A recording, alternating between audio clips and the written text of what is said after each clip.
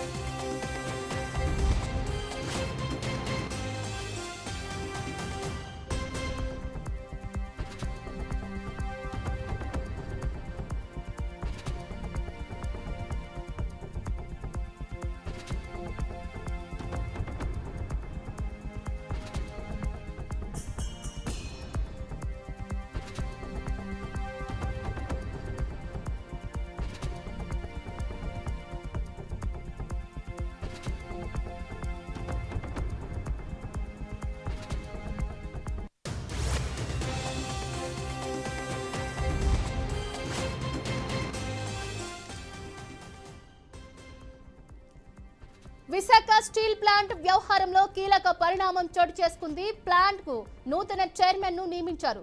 Steel plant chairman గా అజిత్ కుమార్ సక్సేనాను నియమించారు. గతంలో ఆపరేషన్స్ డైరెక్టర్ గా సక్సేనా పనిచేశారు.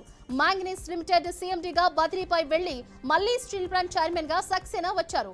ప్రైవేటీకరణ వద్దు అంటూ ఏపీలో ఆందోళనలు చెలరేగుతున్న వేళ ఈ నియామకం ప్రాధాన్యతను సంతరించుకుంది. పూర్తి స్థాయి చైర్మన్ నియామకం జరిగే వరకు స్టీల్ ప్లాంట్ చైర్మన్ గా సక్సేనా కొనసాగనున్నట్లు కేంద్రం ఉత్తర్వులు జారీ చేసింది. ఇదే అంశానికి సంబంధించి మరింత సమాచారాన్ని విశాఖ నుంచి మా ప్రతినిధి బాలకృష్ణ ఫోన్ లైన్ ద్వారా మరిన్ని వివరాలు అందిస్తారు.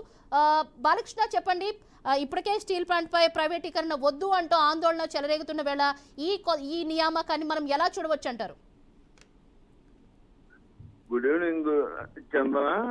ప్రధానంగా చూసుకున్నట్టయితే స్టీల్ ప్లాంట్ విషయంలో ఇప్పటికే అనేక ఆరోపణలు, అదేవిధంగా ప్రత్యారోపణలు కూడా చెలరేగుతున్నాయి. ప్రధానంగా స్టీల్ ప్లాంట్ ప్రైవేటీకరణ వద్దు అంటూ విశాఖతో పాటు మొత్తం ఉత్తరాంధ్ర జిల్లాల్లో మొత్తం ఆందోళన చెలరేగుతున్న నేపథ్యంలో చైర్మన్ నియామకం ఏదైతే ఉందో అది మొత్తం ప్రాధాన్యత సంతరించుకుందని చెప్పాలి. ఇప్పటి వరకు కూడా ఉన్నటువంటి చైర్మన్ కాకుండా సక్సేనాను నియమించడం కూడా ఒక ఇప్పుడు అంటే ప్రస్తుతం అంటే శాశ్వత